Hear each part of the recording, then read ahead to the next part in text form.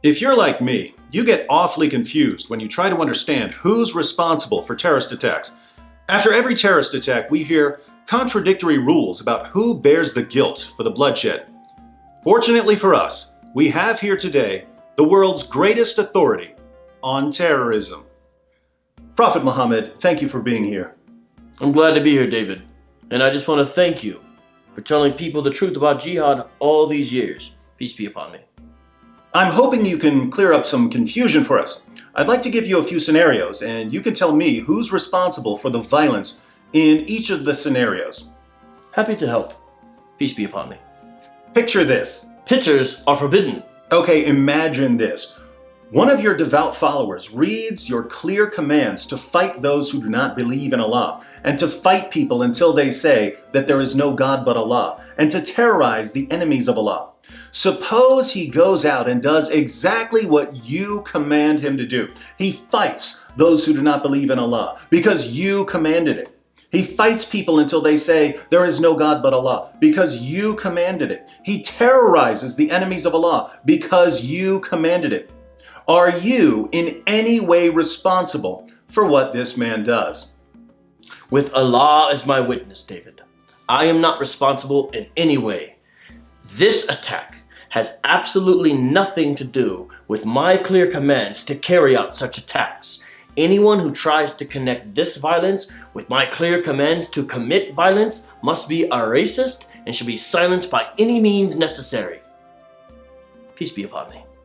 Okay, so when one of your devout followers slaughters unbelievers in the name of Allah because you ordered him to do it, this has nothing to do with you. You're sure about this? Peace be upon me. Different scenario. Suppose a mentally ill Norwegian neo-Nazi Odinist opens fire on a bunch of teenagers on a camping trip. Are peaceful critics of jihad terror, who despise violence and racism and aren't neo-Nazis or Odinists, are they responsible for this attack? How is this even a question? Of course they are. These peaceful critics of jihad terror basically forced that mentally ill Norwegian neo-Nazi Odinist to open fire on those teenagers who were camping. Politicians, journalists, educators must therefore unite in condemning peaceful critics of jihad terror for convincing mentally ill neo-Nazi Norwegian Odinists to kill so many people. These peaceful critics of jihad, they must be deplatformed, harassed, crushed, executed. Peace be upon me. Got it. Thanks. Now imagine a devout Muslim who reads Surah 5, verse 33 of the Quran, which orders Muslims to kill, crucify, and dismember people who commit the vague crime of making mischief in a Muslim land. Now, Western nations, according to Islam, are making mischief in Muslim lands. So, if this devout Muslim decides to kill, crucify, and dismember people from Western nations as he is commanded to do in the Quran, are you in any way responsible for the attack? I swear by Allah, no.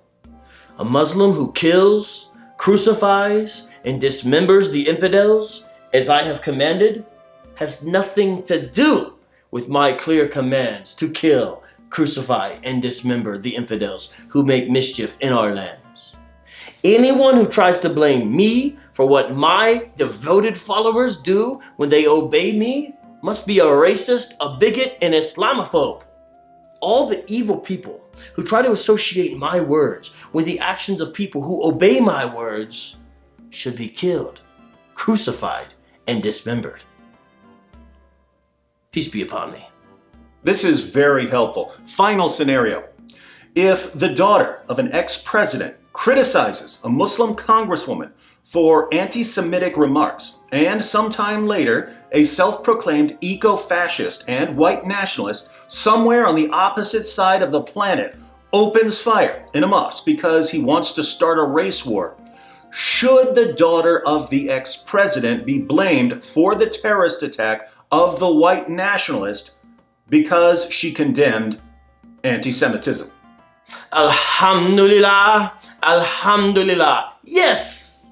If this woman condemns Islamic anti-Semitism, she's basically forcing eco-fascist white nationalists to slaughter Muslims in order to start their race wars. This woman must be exposed for her wickedness and racism. She must be endlessly harassed. She must be deplatformed from social media. And even the parents who raised her should be forever silenced for raising such an evil, infidel daughter who condemns Islamic anti-Semitism and starts race wars. Peace be upon me. Well, I think I've got all the answers I need. When a jihadi slaughters unbelievers in the name of Allah because he's been commanded by his prophet to slaughter unbelievers in the name of Allah, anyone who points a finger at said prophet is a racist who must be deplatformed.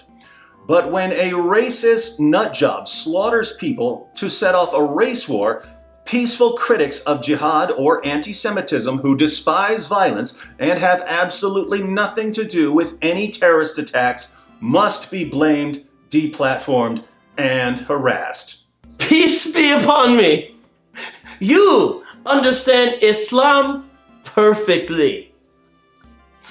Are you sure you're not a sheikh? I certainly hope not. One final question.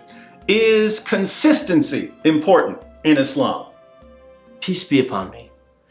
What is consistencies? Consistency. Peace be upon me? Counterinsurgency? No. Consistency. Peace be upon me? Constancy?